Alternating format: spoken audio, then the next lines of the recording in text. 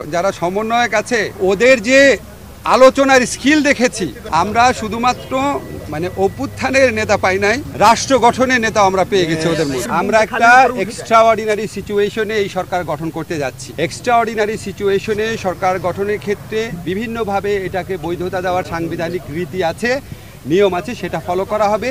সরকারের মেয়াদ এখনই ঠিক করা হয়নি, ওইটা আমাদের এই ছাত্র জনতা, আমাদের যারা সমন্বয়করা, ওনাদের প্রস্তাব ক্রমে ডক্টর মোহাম্মদ ইউনূসকে তত্ত্বাবধায়ক সরকারের প্রধান হিসাবে আমাদের রাষ্ট্রপতিও সম্মতি জানিয়েছেন। অন্তর্বর্তীকালীন সরকার হিসেবে উনি আসার পর এই ব্যাপারে একটা ঘোষণা আসবে। আমি আপনাদেরকে অনেক কথা বলি অনেক ব্যাপারে, আজকে আমি শুধু দুইটা কথা বলার জন্য আসছি। একটা হচ্ছে আমি আমাদের ছাত্র যারা সমন্বয়ক আছে, নাহিদ, আসিফ, তারপরে আপনার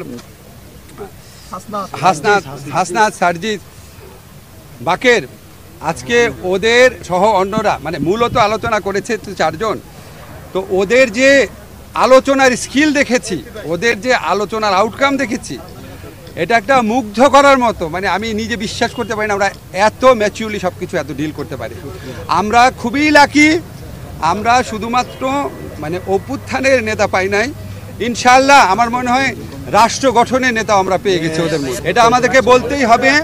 আমাদের সেনাবাহিনী, আমাদের নৌবাহিনী, আমাদের বিমান বাহিনী, ওনারা অত্যন্ত আন্তরিকতার সাথে আলোচনা করেছেন এবং আমাদের কাছে ওদের সম্পর্কে এত প্রশংসা করেছেন।